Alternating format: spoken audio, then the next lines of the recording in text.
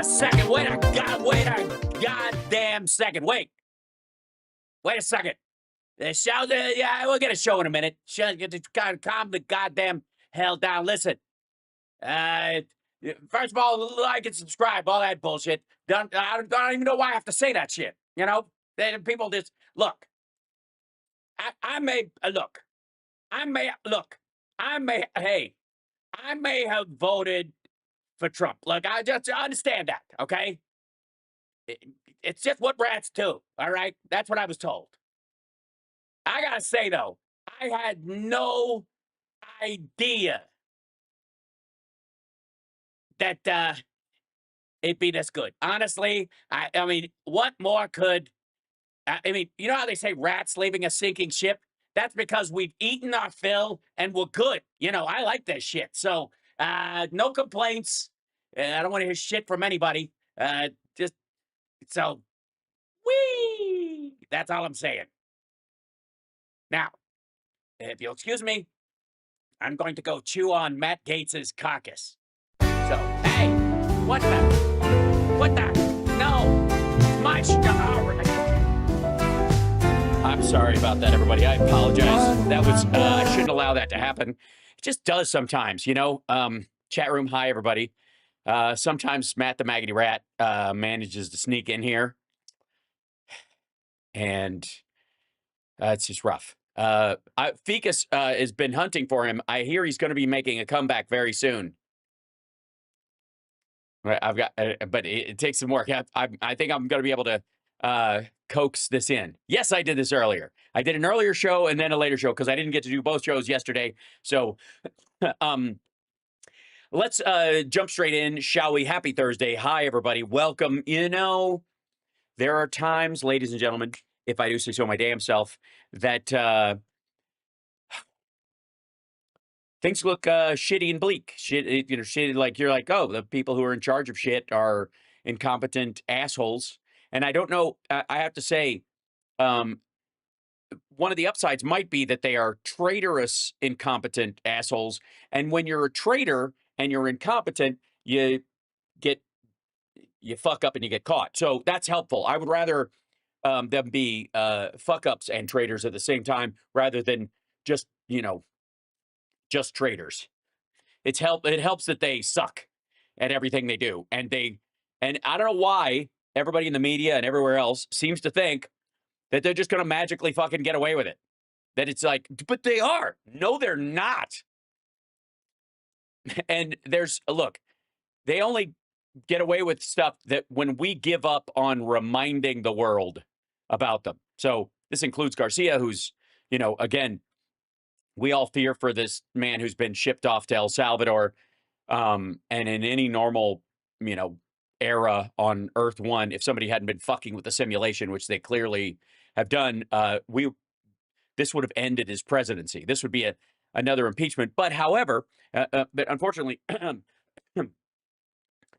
apparently, and I don't know, this might come as a shock to you. Apparently, a bunch of Democrats, in air quotes, stood down last election cycle because they thought he'd be better as a humanitarian than Harris would. And I know what you're thinking. How, of course, that's what they said, but nobody's that fucking stupid. And I would agree with you.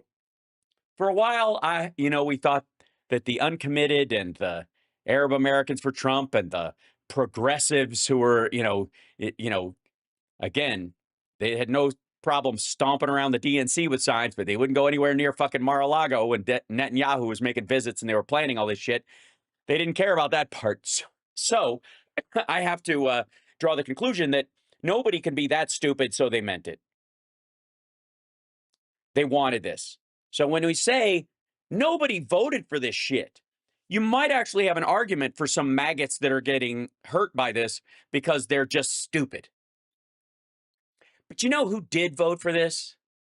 #uncommitted. That's who voted for this shit. They took an active choice to, instead of doing the adult fucking thing and vote for the lesser of two evils, which, by the way, in a drop off from pickpocket to serial killer, the pickpocket is the lesser of two evils, but there's a huge fucking slope down to it. You understand? Okay. These motherfuckers, I can't, I feel like it would be insulting to assume that they're dumb. So I'm going to give them the benefit of the doubt and just say they're evil. Because holy shit. In the meantime, if they'd had an incredibly effective campaign of pulling this shit off and not have to do it with all executive orders that will be will be erased by the next president, even if they're a Republican. But that's the other thing. We always talk about, like, Trump's going to sign all these things, and the next Democrat that's in office is going to get rid of them. I got news for you. The next Republican's going to get rid of them. Even if they manage to get somebody in.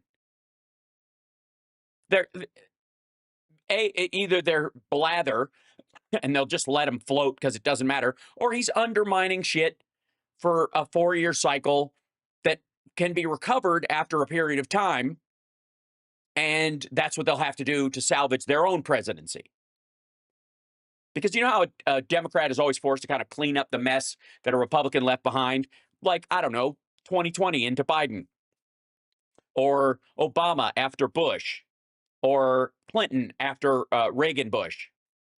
Where we end up getting a surplus, or the economy comes around and something terrible happens and we come in with a fucking mop bucket and fix everything. I got news for you. The next Republican who tries to run for office is still going to have to do that.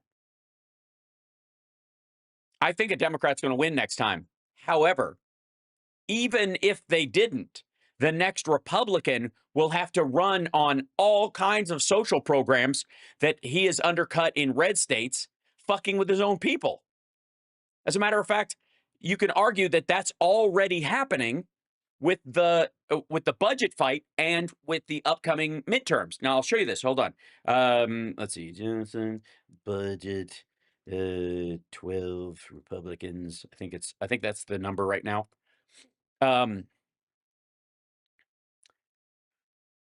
Yeah. Case in point. Ladies and gentlemen, don't forget to like and subscribe. I'm Hal Sparks, and I'll be Hal Sparksing the rest of the evening. This is Hal Sparks, Mega Worldwide. Case in point. Go away. A dozen House Republicans fire warning shot at Mike Johnson. Figuratively, thanks, Axios. A dozen swing district and centrist House Republicans, people they like to call rhinos and the like, but they need their votes.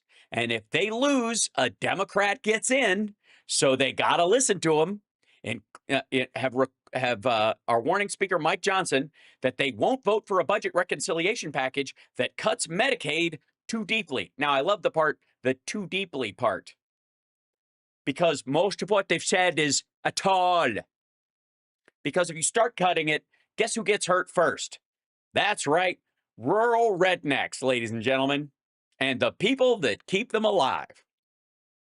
The GOP's clash over how much to offset their planned $4 trillion in tax cuts was on full display last week as the Freedom Caucus rebelled over a Senate budget measure that mandated only $4 billion in cuts.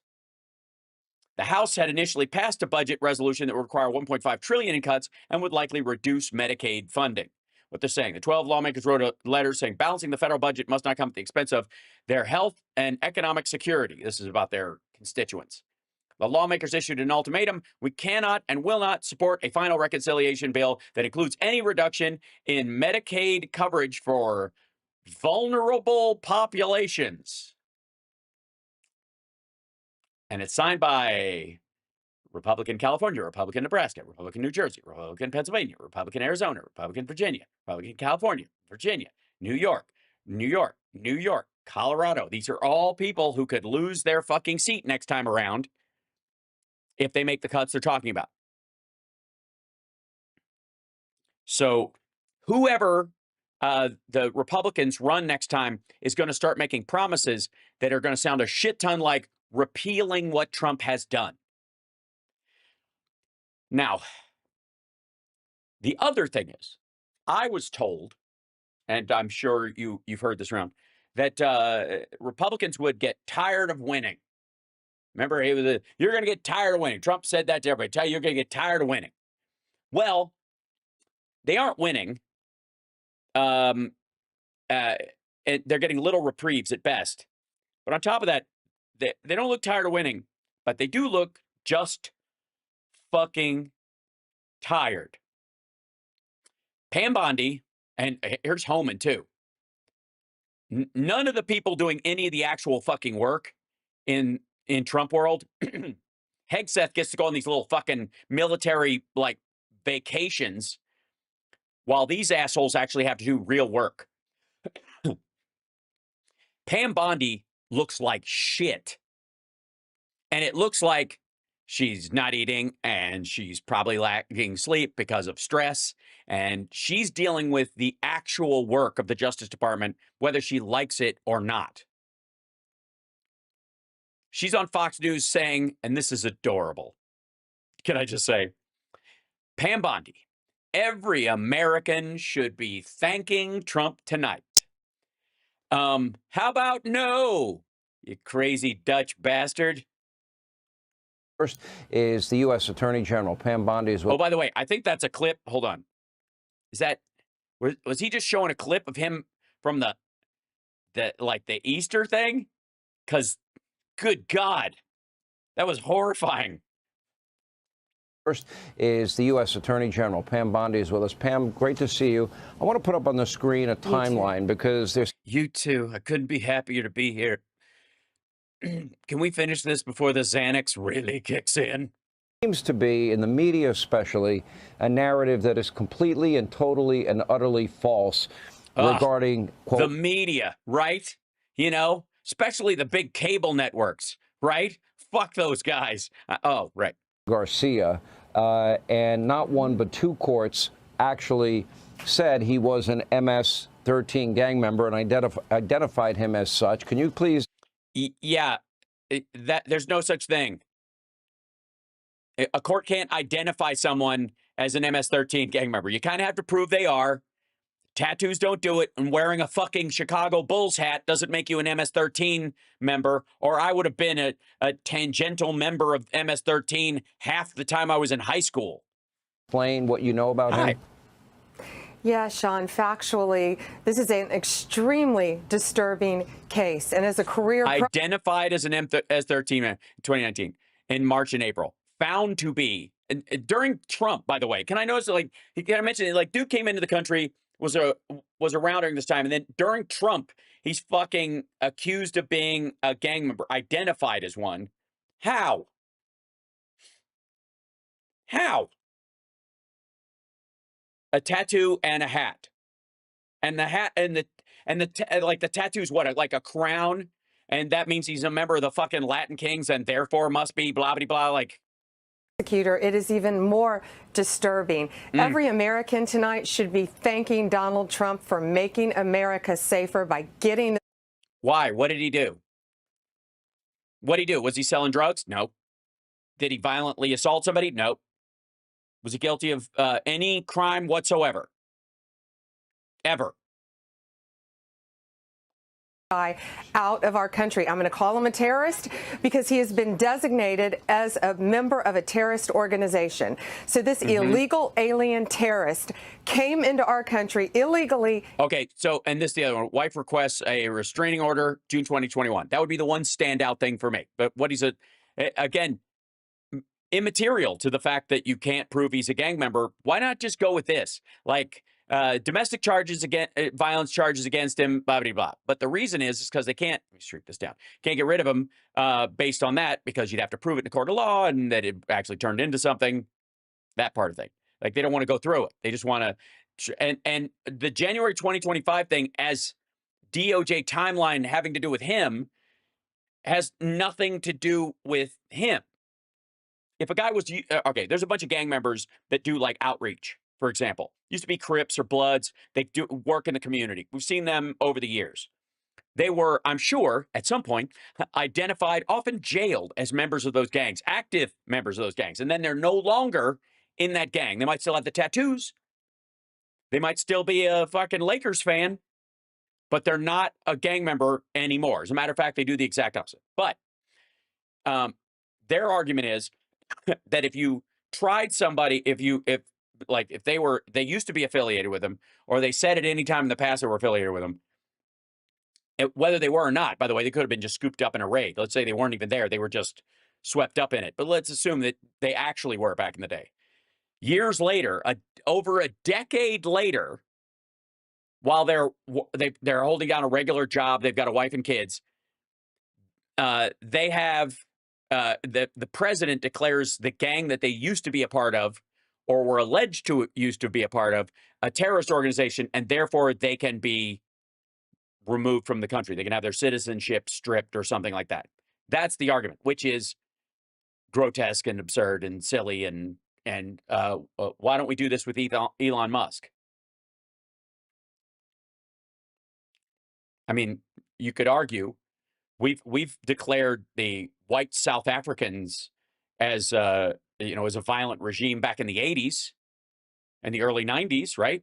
That the apartheid government and the people who participated in it, which would include Mae Musk and her husband, wouldn't that qualify them as being part of an organization that was, a racial separatist organization? I mean, we have rules against giving visas to people like that. I mean, he worked illegally. That's the other thing. He came in as an illegal immigrant because while he was a student, he started working and he didn't have a work visa. That would also be on his DOJ timeline. Okay, let's continue. March of 2012. We know that because he admitted that when he was stopped in 2019 by the anti-gang squad. They stopped him at a Home Depot with 3 other members. And here's what's very important. He was wearing a sweatshirt with gang insignia on it. Really? What was the insignia? The guy he was with, another MS. I'm sorry. Wait a minute. Do MS-13 wear badges? Badges? We don't know, stinking badges. Known member had a tattoo with very similar insignia. Oh, okay. Very similar. So, sorry. So, okay. Let me run with this, Pam Bondi. Let's see.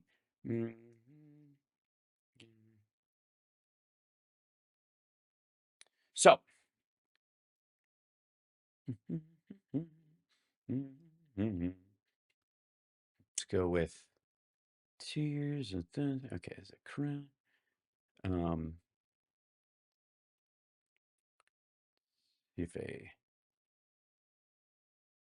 I'm going to try and find the aces, the live. Yeah, there you go. Does that cross look familiar? This one right here. That's a gang cross in from Russian prisons. It's it symbolizes the Prince of Thieves. Is the idea that he was crucified as such. Highest rank in the Russian convict can achieve. Generally worn by higher ups in the mob. And didn't we just see Russell, Rusty Trombone show off his little cross tattoo? I know it's similar, Pam. I'm just saying there's a chance that Russell Brand might be, a Russian gun and drug smuggler, and he probably is a danger to citizenry. I think you might have to send the military to get him because it's similar insignia. ICE declared him as a member of MS-13. The police. Yeah, that still doesn't mean he is, though. So and again, declaration is the standard. Yeah, I mean, it can't be. You can't declare someone a gang member. You have to be found guilty of being a part of that gang. You got to either do a RICO or you got to figure some way to prove their affiliation. And by the way, current affiliation, because a lot of people get swept up in stuff when they're a fucking kid and they're in this stuff, and tattoos tend to be forever. And when you get them when you're 16 years old, because it's that or get your head stomped, there's a lot of people in different neighborhoods or in places in the world where they get swept into this shit and then they're trying to have a fucking better life and they go and get their tattoos removed. So the idea is, Pam Bondi, is that anybody with a cross tattoo, we're just going to assume that they're Russian mob from now on. How's that? Like Pete Hegseth, for example.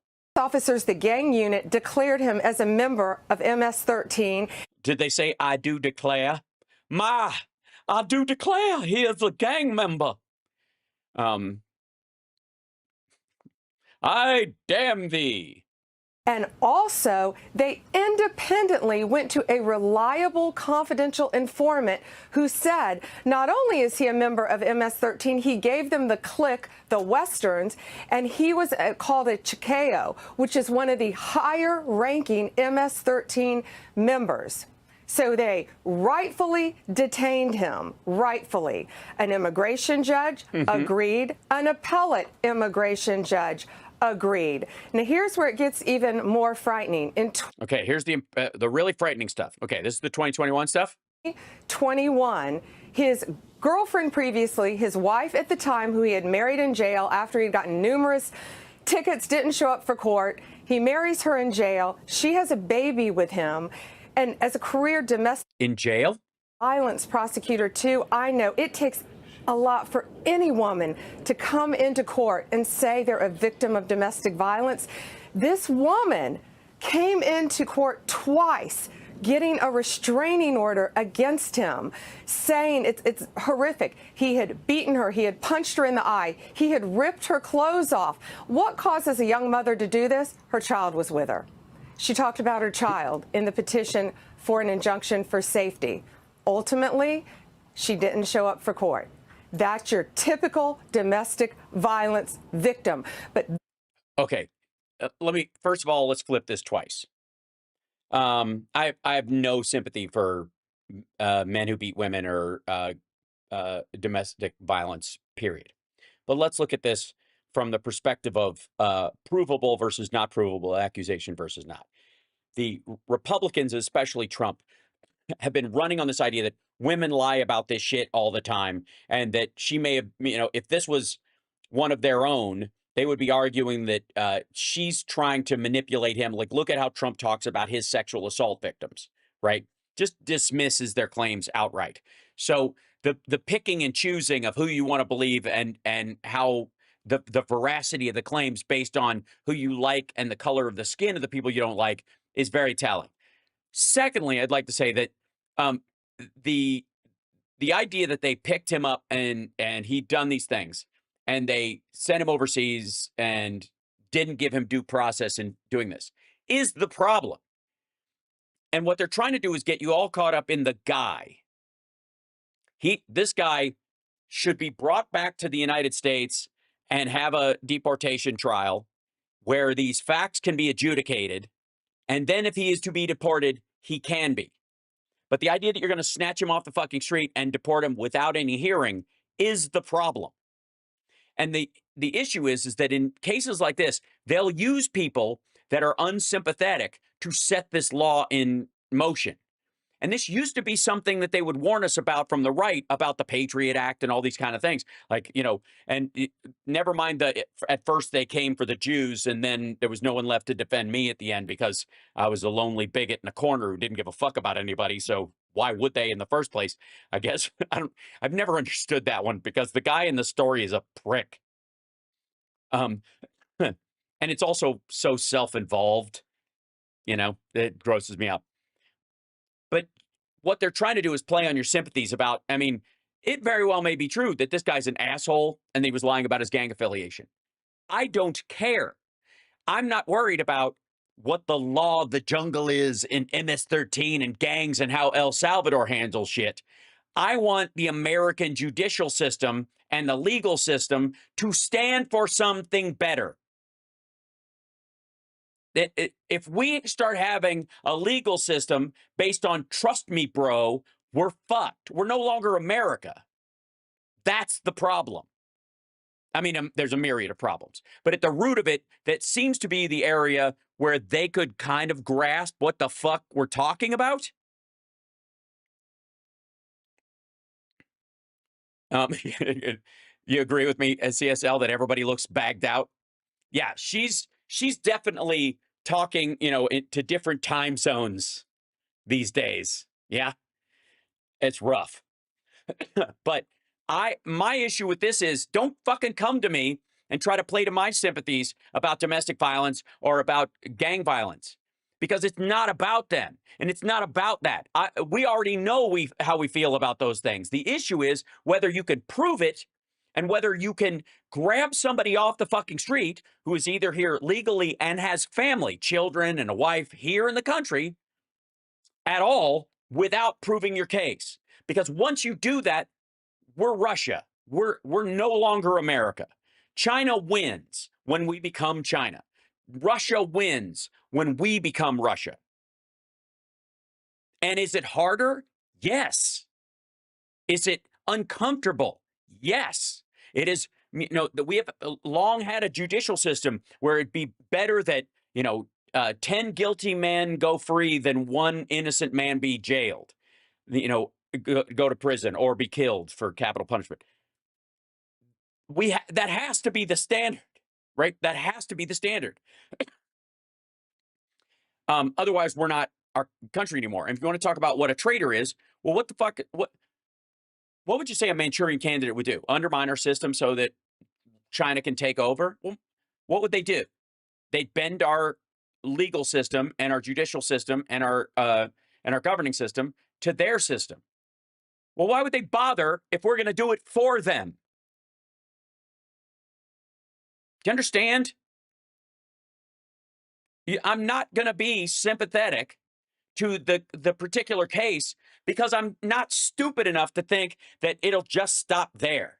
That if you can deport somebody or kick them out without any kind of a hearing, that there won't be a slippery slope in the future. And all these motherfuckers who don't want gun registration or simple like gun licensing and like because of the slippery slope that the government's going to come and snatch your guns at some point, and they're all slippery slope all the fucking time.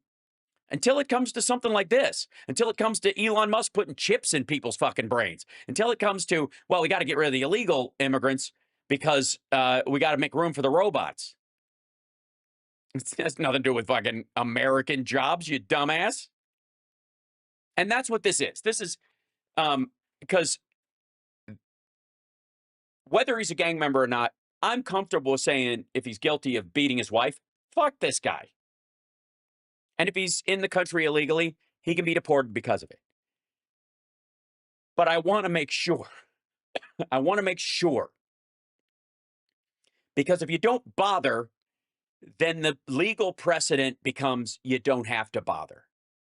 And there is a very short distance from snatching people who legally have a visa or legally have permanent residency to citizens that have revoked their rights as Americans by committing a crime, that has yet to be adjudicated, being snatched and put out of the country, put in Guantanamo or sent to a prison in El Salvador or fucking flown out over the ocean in a helicopter and pushed out.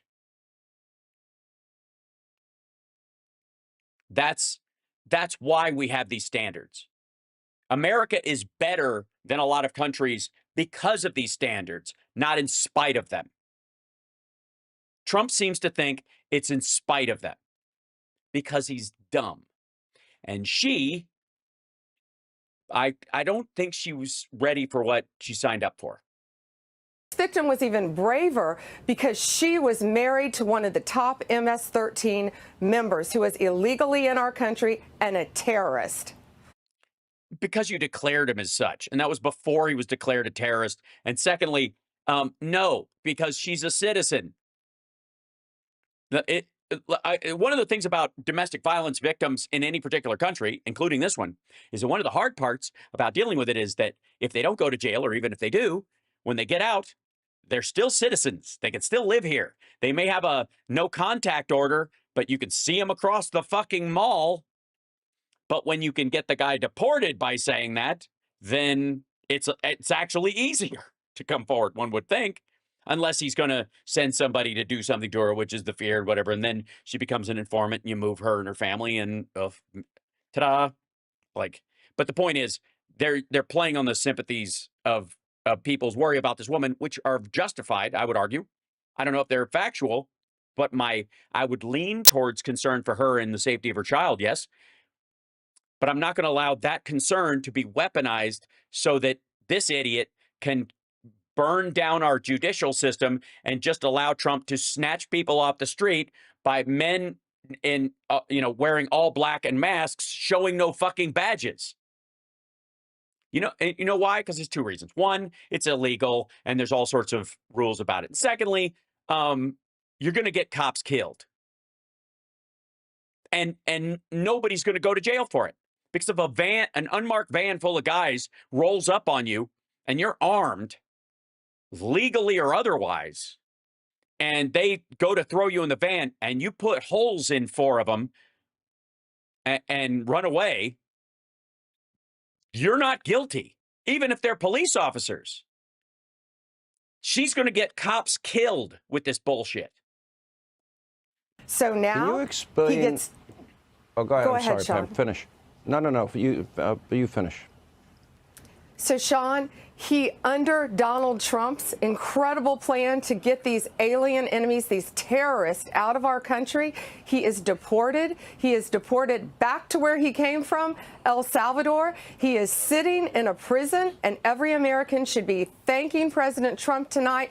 And No, you don't get to use this guy, good or bad, to make me want to hate my own judicial process in an advanced country. Sorry. You might as well just be saying, we think, a lot of people think women should vote and they should be able to work and all that kind of stuff. But some of these witches need to be burned at the stake. And without any proof whatsoever, except that they weigh more than a duck, you should be thanking President Trump for insisting that I set fire to these bitches. That's what you're telling me.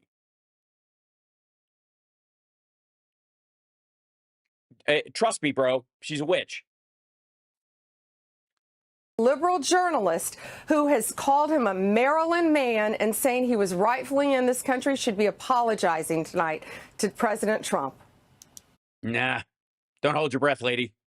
Well, I'm trying to understand that part, and I'm looking at the timeline. I'm looking what the courts have said about him. I'm looking about what ICE has said about him. I'm looking about at even again. If the police do it, if the police declare you're a gang member and they charge you based on that declaration, they have every right to do it. But if a sympathetic judge in their area rubber stamps what the cops do, then that doesn't make you a gang member in that situation. You could just be scooped up, and this is just how they operate in the area. LA had a big problem with this, with the gang group, with like the anti-gang task force and certain judges for a long time. Because the danger from the gangs was so extraordinary at one point that they were willing to overlook when they were wrong. Because the trade-off seemed to be worth it. But that meant some innocent people went to jail. Or some like young gang members who were violently forced into it were doing time for stuff they didn't do because they were forced to take, they were taking the charge for somebody else. And as long as it fucking buttoned up the case, nobody cared. Is that justice? It's never justice when the wrong person goes to jail for something that happened, because it means the other person who did it, the actual criminal, is out walking around still able to victimize people, which is the entire purpose of, like, justice in that term is an ideal, but keeping people off the streets who will do humans harm is crucial. But if you're just scooping up everybody and throwing some innocent people in there, you don't really have a system. I'm having a hard time understanding why his wife is advocating for him to come back. Why is everybody saying he's a man from Maryland? What do you make of Senator Van Hollen and, this performative art that he's involved in El Salvador, and of which he was unsuccessful today? Well, America is safer because he is gone. Maryland is safer. Why? What was he engaged in? Was he selling drugs? Was he moving guns? Was he an enforcer? I mean, you can say he's one of the tops in these things because an informant that you trust said so. But is that your singular reasoning? Was it because he hangs out on the wrong street corner? He's in the fucking parking lot of a Home Depot. So you're telling me MS-13 works in the fucking parking lot of a Home Depot on the weekends? Excuse me. Let's just run that scenario for a second. MS-13, the most violent drug gang running guns and stuff across the border, and they're violent. They chop people up. They prefer knives and the like, right? We've been told umpteen times by Trump, he's basically their fucking PR agent, that MS-13 is the fucking worst. But apparently they don't pay very well because their dudes have to hump for like roofing work in the parking lot of a Home Depot. What are you talking about? Were they not there? Was it Crafts Day at the MS-13 clubhouse? Were they putting on an addition at their fucking gun cabin? What do you? It's almost like the exact sign that he's not MS-13, that he's working, he's picking up fucking work in a Home Depot parking lot. What the fuck? What? I'm sorry, does MS-13 work like a fucking collective? Are they a co-op? They do a profit sharing thing, and when things get rough, everybody does a fucking loop, even the big capos in the parking lot of Home Depots doing fucking roofing and tile jobs. Are you shitting me? The fact that that's where you picked him up should show you he's not a gang member. Oh my God. Like, what was he doing? Fucking selling crack to carpenters? They already have enough. Sorry. Because he is gone, and that woman that he is married to and that child he had with her, they are safer tonight because... Well, they don't seem to think so. They don't seem to think so. He is out of our country and sitting in El Salvador where he belongs. These people are there. Sorry, what crime did he commit in El Salvador that would put him in prison there? So your idea is that we're going to ship people to countries to just put them in jail, whether they've been charged of a crime here or there. So the question is he a prisoner of the United States held in El Salvador, or is he a prisoner of El Salvador returned by the United States? That would be my first question to this dipshit. Why does that matter? Well, because we have rules El Salvador might not have. And you see that little cross around your fucking neck, lady? See that thing? That's about an innocent man who was crucified just recently. I think there was a holiday about it.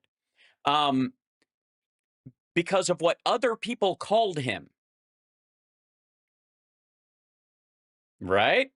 See where I'm going with this? And also, if you had a tattoo of that, I guess technically we'd have to send you to an El Salvadoran prison. Because we needed to do, the government needed to do one extra step, they're saying, of paperwork. Here's why. Because initially he claimed there was a rival gang. So he's saying he's a gang member. There's a rival gang in El Salvador, which no longer exists, by the way, that could have hurt him if he had gone back to El Salvador. Well, the gang doesn't exist anymore because they've all been rounded up and put in that prison that he's being held in? There was no ending for him, none. Also, by the way, you're calling it a rival gang because of the MS-13 thing. There was a gang that if you don't join them, you die. It's pretty common down there. It's one of the reasons why, besides the fact that there's work up here, that a lot of families send their young men to the United States so that they don't get carved up by these guys. He would end up staying in this country. And President Bukele made it crystal clear that he is not returning him to our country. Our only job legally was to facilitate it if, according to the Supreme Court, President Bukele wanted him to come back to our country, and he does not want him back, and we do not want him back. We're paying him. You're using taxpayer dollars to bribe a foreign politician to hold a man that has not been charged with a crime in their prison, you dizzy fuck. Again, you can paint this guy 6 ways to Sunday as being a prick, but you're not going to make me hate our judicial system as it's supposed to function just because it's inconvenient for your personal racism in our country. Yeah. All right, Attorney General Pam Bondi, thank you for setting the record straight. Hey, Sean. Yeah, you didn't. Good Lord.